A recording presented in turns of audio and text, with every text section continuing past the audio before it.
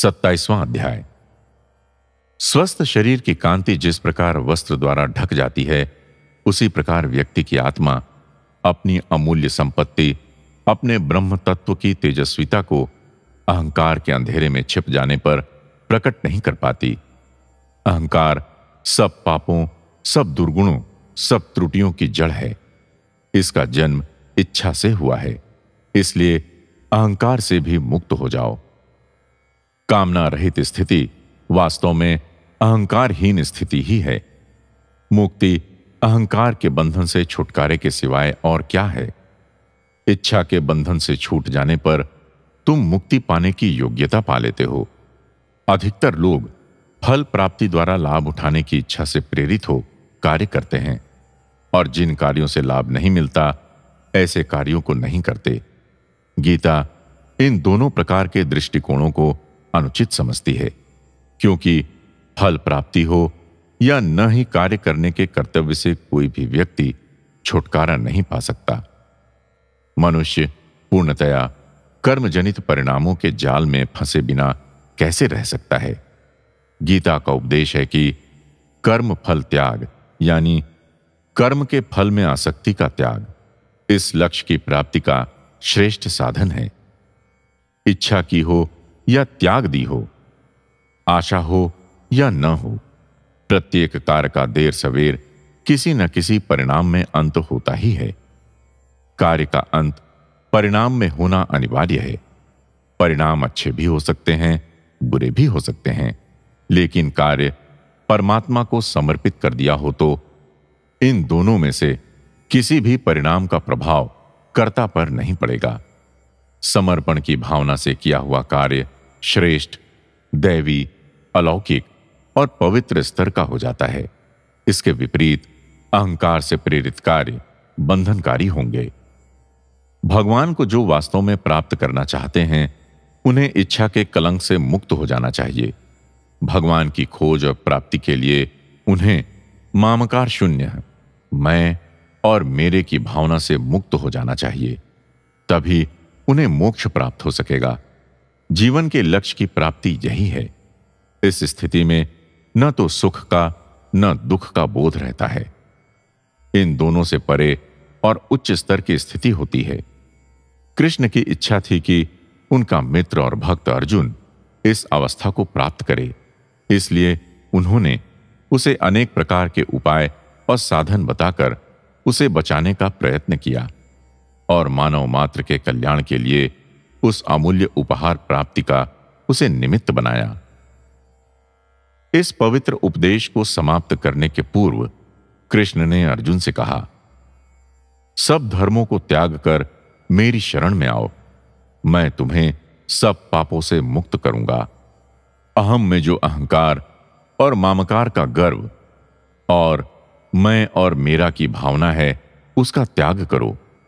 आत्मा को शरीर समझना बंद करो, क्योंकि शरीर केवल एक पिंजड़ा या बंदी गृह ही है।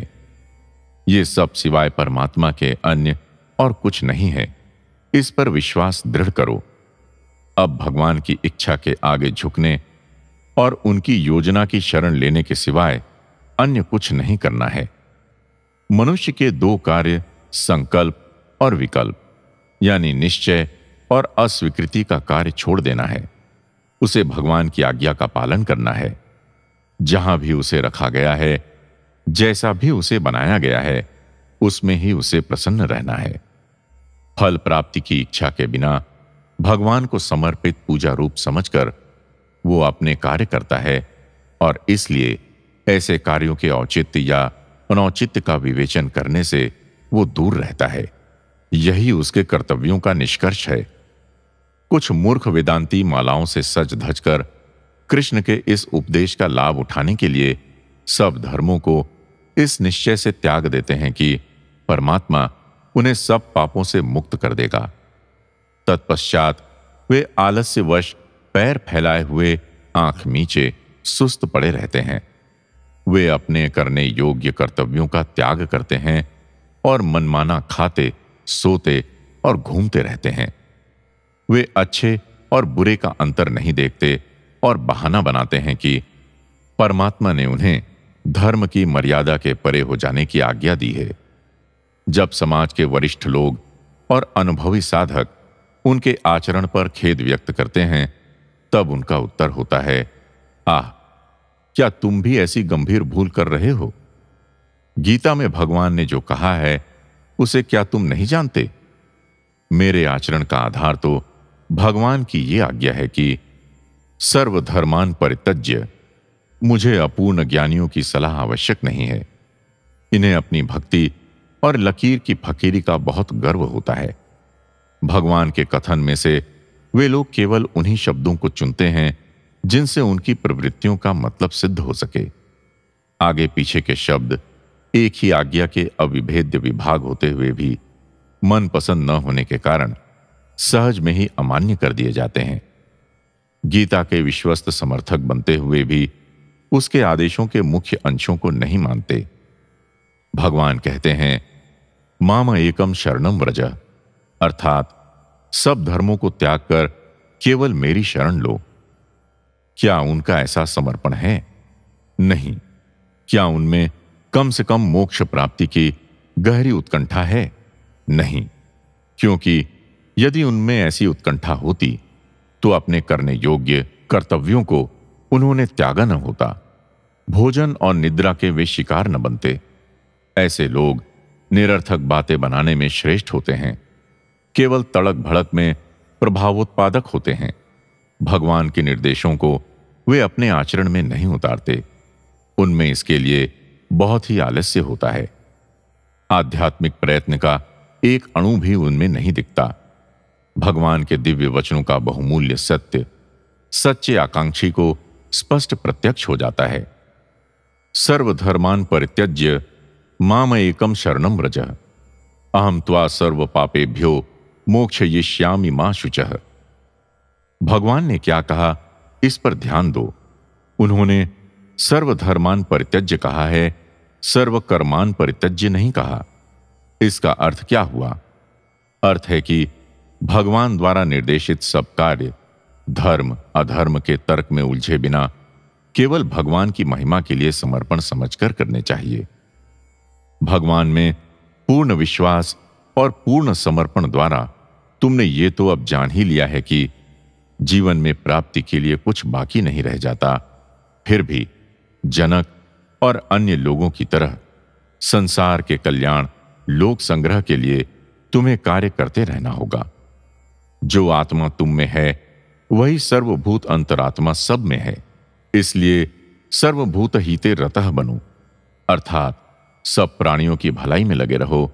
शास्त्रों और धर्म ग्रंथों में बताए हुए सब कार्य समर्पण भाव से फल की इच्छा रखे बिना करो। इसी को सच्चा निष्काम कर्म कहते हैं।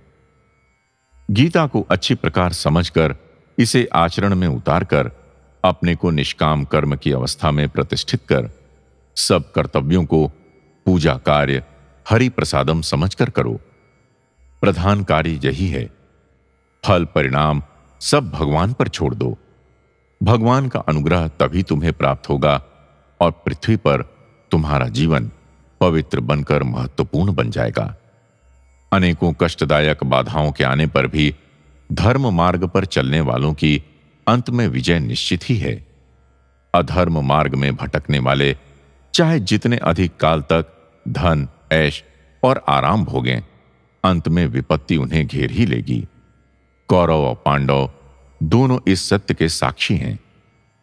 अधर्म में रत कौरव अहंकार से इतने अंधे हो गए थे कि उन्होंने धर्म पथ के अनुगामी पांडवों को विविध प्रकार के कष्ट पहुंचाए, किंतु अंत में वे ही पूर्ण रूप से नष्ट हो गए। हर एक प्रकार के लोग उनकी सहायता कर रहे थे, लेकिन भगवान की अनुग्रह शक्ति वे प्राप्त नहीं कर सके थे। इसलिए भाग्य ने उनका साथ छोड़ दिया। वे पूर्णतया नष्ट हो गए।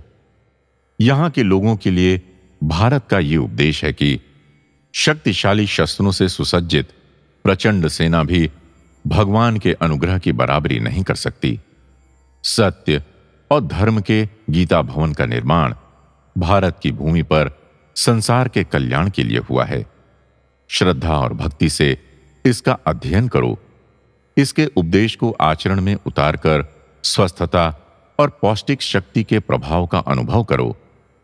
ऐसे व्यक्ति के लिए आत्माराम यानी मधुरता और परमानंद से पूर्ण आत्मा यथार्थ में सर्वदा उपस्थित रहेंगे। एक क्षण में भगवान अपने अनुग्रह की उस पर वृष्टि कर देंगे। जिसके अंतर्गत 14 लोक हैं, उस परमात्मा की प्रार्थना करो जिससे यहां सुख देने वाले बहुमूल्य वैभव तुम्हारे अधीन हो जाएं। यही नहीं, इससे भी अधिक वांछनीय कैवल्य जो कि नित्यानंद, नित्य सत्य और नित्य ज्ञान का झरना है, प्राप्त हो सके। जब तुम्हारे पास नवनीत है तो तुम घी के लिए क्यों भटकते हो? भगवान द्वारा स्थापित जीवन के नियमों का निष्ठापूर्वक पालन कर नवनीत प्राप्त करो। अर्थात भगवान का अनुग्रह प्राप्त करने से व्यक्ति को मोक्ष के लिए अलग से प्रार्थना नहीं करनी पड़ती। तुम्हें क्या मिलना चाहिए और वो कब मिलना चाहिए, भगवान इसके श्रेष्ठ निर्णायक हैं। तुम्हारी योग्यतानुसार तुम्हें लाभकारी वस्तु वे देंगे ही। भगवान की आकांक्षा करो, उनके लिए कष्ट सहो, तब तुम्हें मोक्ष के लिए उत्कंठित होना भी आवश्यक नहीं होगा। बिना अन्य विचार के ऐसा करने से भगवान तुम्हारे सब पाप नष्ट कर देंगे। भगवान पर दृढ़ विश्वास रखो, वो तुम्हें अर्जुन की तरह अमृतत्व प्रदान कर सकते हैं। जो भी इस जन्म मरण के चक्र से बचना चाहता है, उसे गीता में निर्देशित भगवान की आज्ञा का श्रद्धापूर्वक पालन कर उनकी शरण अवश्य ही लेनी होगी। तभी उसके सब कार्य सफलता का वरण करेंगे, उसे अवश्य ही विजय प्राप्त होगी।